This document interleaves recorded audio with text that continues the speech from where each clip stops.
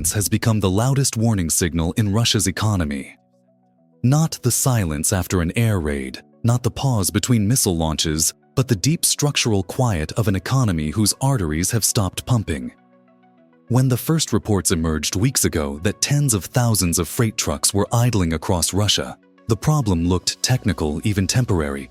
Fuel prices were high, spare parts, scarce drivers exhausted or absent.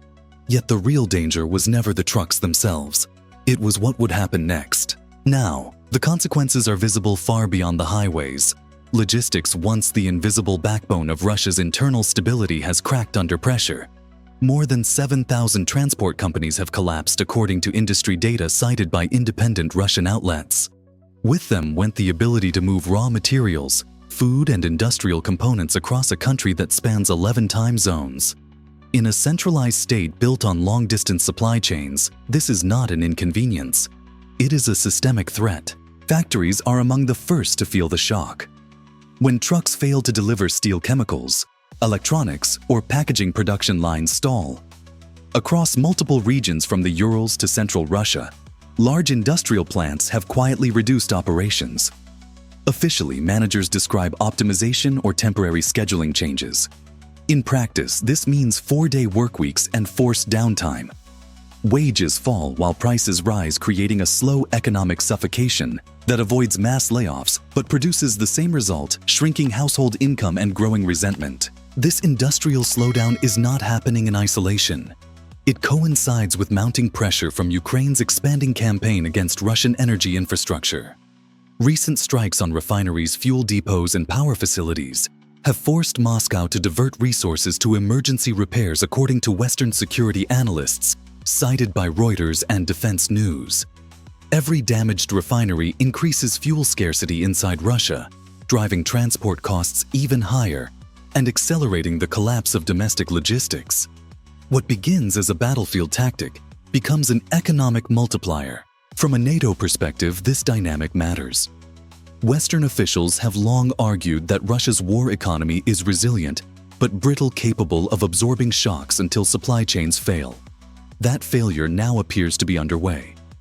While the Kremlin continues to project confidence, emphasizing military output and record-low unemployment, the underlying data tells a different story. Low unemployment reflects not prosperity, but absence. Hundreds of thousands mobilized, wounded, killed, or fled abroad. The labor pool is shrinking at the exact moment industrial complexity demands more skill, not less. The scale of the damage is cumulative. Each stopped truck delays a factory. Each slowed factory reduces tax revenue. Each lost ruble tightens the state budget already strained by military spending. Western economists warn that this feedback loop is difficult to reverse without sanctions relief or massive state intervention, neither of which appears imminent under current geopolitical conditions. For ordinary Russians, the effects are subtle, but relentless. Shelves are not empty everywhere, yet choice is narrowing. Delivery times lengthen. Prices creep upward week by week. The economic battlefield is no longer abstract or distant. It has entered daily life quietly and persistently. And this raises the central question that now hangs over Russia's future.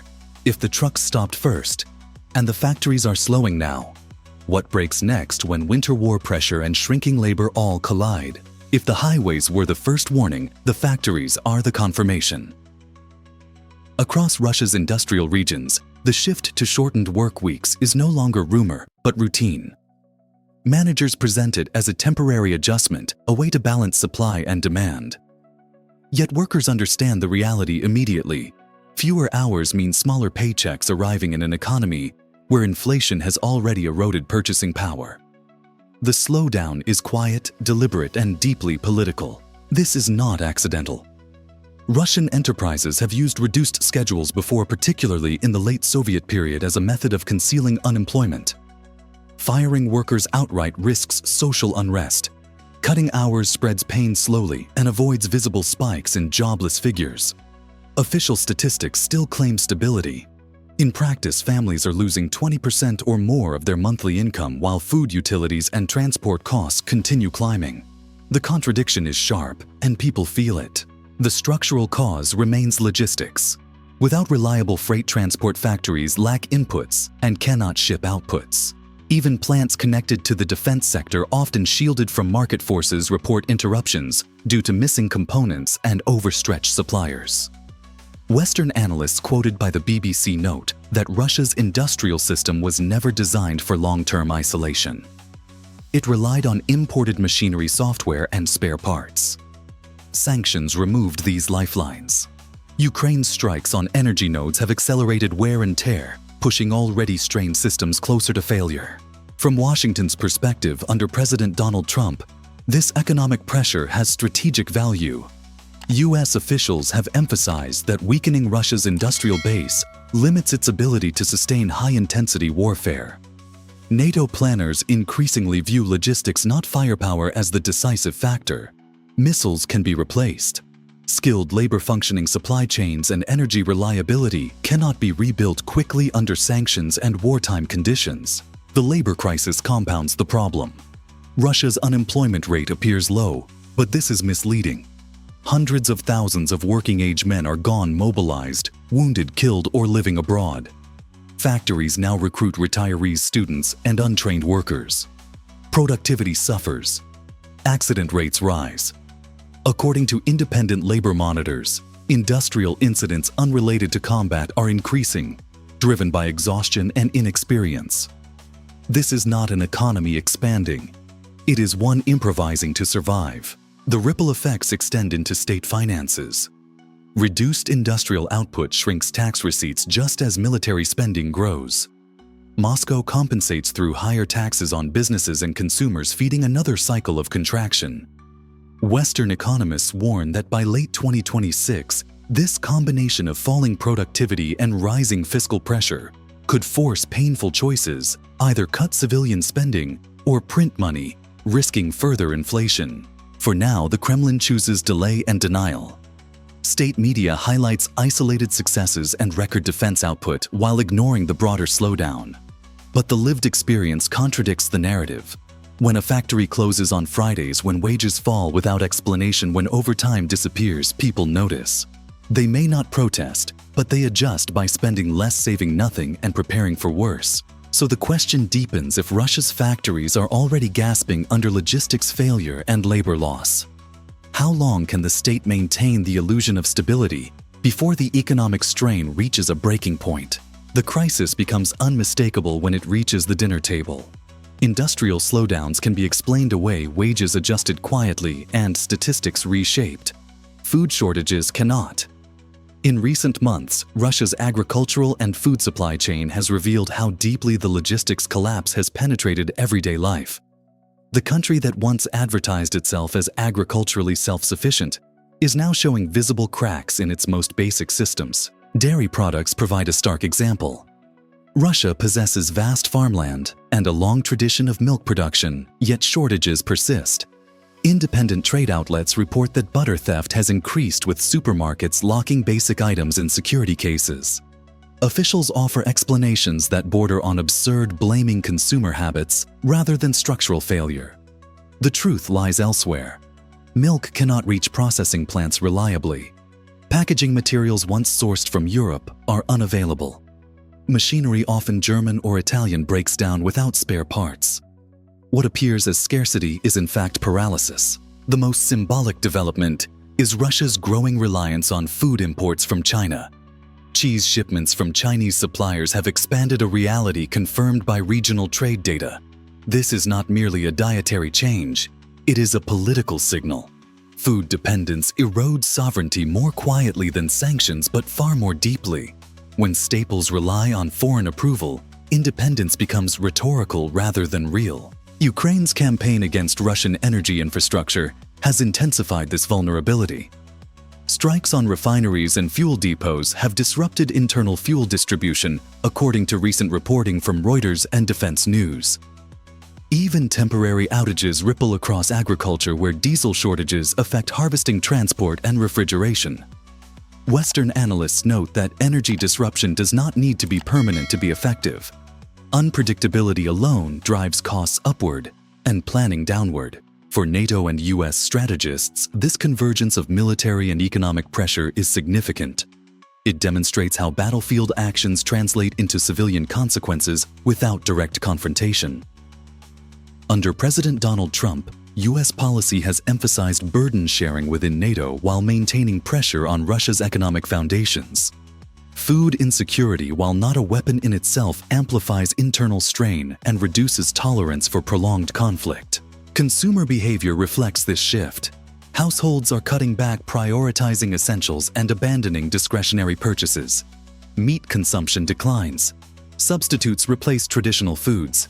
The psychological impact is as important as the material one. Scarcity signals decline. It undermines the narrative of resilience that has sustained public compliance. New Year celebrations, traditionally extravagant, are being scaled down sharply. Families report smaller meals, fewer gifts, and reduced travel. These are not isolated anecdotes, but widespread adjustments reported across multiple regions. When a society changes its rituals, it reveals collective expectation that tomorrow will be harder than today. Food shortages mark a turning point because they are universally understood. Missiles and maps feel distant. Empty shelves do not. And once that awareness spreads, the social contract weakens, which raises the next question. If food insecurity is now visible, how will Russia's consumer economy, once the cornerstone of middle-class stability, survive the coming year? The decline of Russia's consumer economy is unfolding in plain sight. For 2 decades, shopping centers, restaurants, and retail chains served as proof of stability. They reassured citizens that life was improving, that sacrifices were worth it, that the future was manageable. That facade is now cracking. Recent financial data shows a sharp contraction in consumer spending, particularly in non-essential goods, a classic signal of economic stress. Retail figures from late 2025 indicate that spending on clothing and footwear fell markedly compared to the previous year. Mall traffic has dropped across major cities, including Moscow and St. Petersburg. Store closures are no longer isolated. They are accelerating. Analysts quoted by the BBC describe the phenomenon as a transition from consumption to survival mode. Households are stretching existing goods rather than replacing them, preserving cash for food and utilities. Online marketplaces, once a buffer against physical retail decline, are now struggling as well. Sellers face rising taxes, higher logistics costs, and shrinking demand. Industry representatives warn that as many as half of all small marketplace vendors could exit the market within the next year. The implications are severe. These platforms employed millions indirectly and helped sustain regional economies. Their contraction amplifies unemployment in ways official statistics cannot capture. Restaurants reflect the same trend. For the first time since the war began, the food service sector is shrinking. Traffic is down, ingredient costs are up, and profit margins are evaporating. Eating out, once a symbol of normalcy, has become an unaffordable luxury. Western economists note that when leisure spending collapses, recovery becomes far harder because consumer confidence lags long after income stabilizes. From a strategic standpoint, this matters beyond economics. NATO analysts observe that consumer stability has historically dampened political unrest in Russia. As long as people could shop, eat out, and maintain a modest lifestyle, they tolerated geopolitical risk. With those outlets disappearing, frustration has fewer release valves. The Kremlin's messaging emphasizes patriotism and endurance, but economic reality tests loyalty daily. Energy disruptions add pressure. Ukraine's ongoing strikes on refineries and power infrastructure increase fuel and electricity costs inside Russia, feeding inflation. Every increase hits consumers directly. Western defense experts argue that this indirect pressure is more sustainable than large-scale sanctions alone, as it compounds over time and resists simple countermeasures. Under President Donald Trump, U.S. officials have framed this moment as a stress test of Russia's internal resilience. The question is not whether the economy is shrinking, it is but whether it can absorb prolonged contraction without triggering social instability. History suggests consumer collapse often precedes broader political shifts, even in tightly controlled systems. The signs are accumulating: empty storefronts, quiet food courts, shortened hours. Each signals retreat. And when the consumer economy retreats, something deeper is exposed. So, as shops close and restaurants empty, another question emerges. What happens when an economy loses not just money, But the people and infrastructure needed to function at all. Beneath the visible collapse of retail and industry lies a deeper structural failure: the loss of people and infrastructure needed to keep the system alive. Russia's economy is not only short of money and materials, it is short of workers, engineers, drivers, and technicians. This demographic drain may prove more damaging than any single sanction or battlefield defeat. Official unemployment remains low, a statistic frequently highlighted by the Kremlin as proof of resilience. Yet Western labor economists call this number misleading. Hundreds of thousands of working-age men have been removed from the civilian economy through mobilization, injury, death, or exile. Another wave of skilled professionals left the country voluntarily to avoid conscription or economic uncertainty. The result is a labor market stretched beyond its limits. Factories increasingly rely on pensioners, teenagers, and workers without relevant training. Productivity declines while risks rise. Industrial accidents, fires, and equipment failures are becoming more common according to independent monitors cited by European analysts. This is not modernization. It is substitution under duress. A complex industrial economy cannot function indefinitely without expertise. Transportation illustrates the danger vividly. With road freight crippled, aviation should serve as a fallback. Instead, it has become another liability. Sanctions cut Russian airlines off from Western aircraft parts and software updates. For years, carriers have kept planes flying by cannibalizing others. That strategy is now reaching its limit. Aviation safety reports suggest that maintenance standards are slipping and pilots are pressured to operate aircraft with unresolved technical issues. In a country dependent on air travel to connect distant regions, this risk undermines national cohesion. Infrastructure adds another layer of crisis. Heating systems, pipelines, and power grids across Russia date back to the Soviet era. Deferred maintenance, corruption, and war spending left them vulnerable. This winter, pipe failures and heating outages have surged, leaving entire neighborhoods without warmth during sub-zero temperatures. While state media blames sabotage or weather engineers point to fatigue and neglect, Ukraine's strikes on Russian energy infrastructure magnify these weaknesses. Each damaged facility strains an already aging network, forcing emergency repairs and resource diversion. NATO energy analysts note that infrastructure stress accumulates quietly, then fails suddenly. Repairs require skilled labor that Russia increasingly lacks. From a Western strategic perspective, this convergence is critical. Under President Donald Trump, U.S. officials have emphasized that wars are not won solely on battlefields. They are won by sustaining societies. Russia's demographic and infrastructure crises erode that capacity from within, reducing tolerance for prolonged conflict regardless of propaganda. The state can compel obedience. It cannot manufacture skilled labor or rebuild infrastructure overnight. These are generational assets now depleted, which leads to the final uncomfortable question: as Russia weakens internally, who benefits most from its isolation and desperation? And what does that mean for the future balance of power? As Russia's internal systems strain, one external actor stands to gain the most: China. What Moscow presents as a strategic partnership increasingly resembles dependency. With European markets closed and Western technology inaccessible, Russia has pivoted eastward out of necessity, not choice. The terms of that pivot reveal who holds leverage. Energy exports illustrate the shift. Russia continues selling oil and gas, but now largely at discounted prices to Asian buyers, with China dominating. Analysts cited by the Financial Times and Reuters note that these discounts transfer long-term value away from Moscow's shrinking state revenue, while locking Russia into asymmetric contracts. Infrastructure originally designed to serve Europe is being reoriented under pressure, often at significant cost and reduced efficiency. Trade tells a similar story. Chinese vehicles, machinery, and consumer goods are flooding Russian markets, replacing Western brands. Prices are higher quality, inconsistent, and cold weather performance often poor. Yet alternatives are limited. Even financial behavior reflects the change. Russian savings increasingly move into yuan, not out of confidence, but because options are narrowing. Economic sovereignty erodes quietly, transaction by transaction. From a NATO perspective, this shift reshapes the geopolitical landscape. A weaker, more dependent Russia alters power balances across Eurasia. Western analysts warn that while Moscow retains military capabilities, its strategic autonomy is shrinking.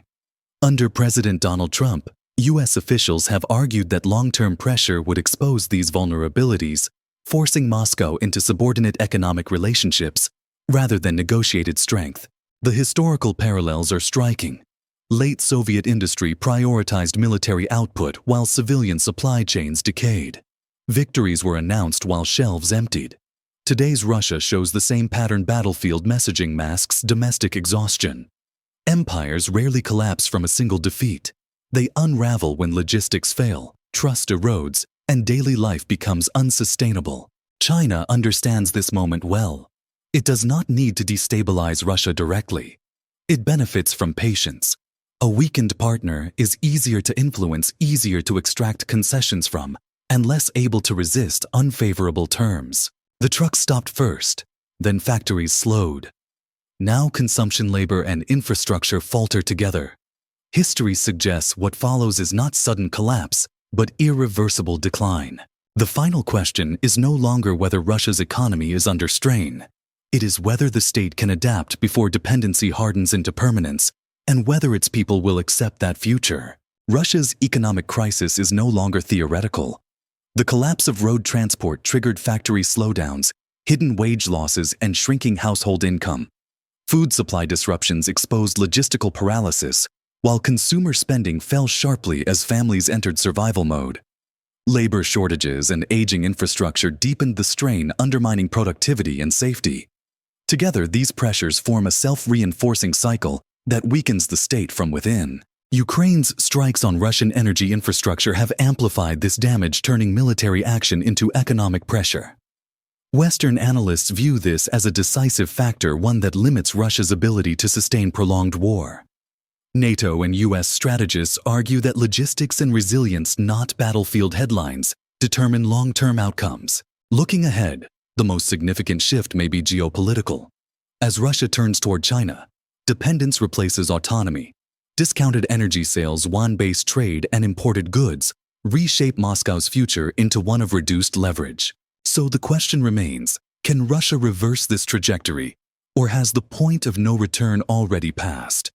And if economic collapse, not military defeat, ends wars, what does that mean for the conflict ahead? If you want clear analysis beyond headlines, follow the story, share your thoughts below, and subscribe to the channel for deeper insight into how this war may truly end.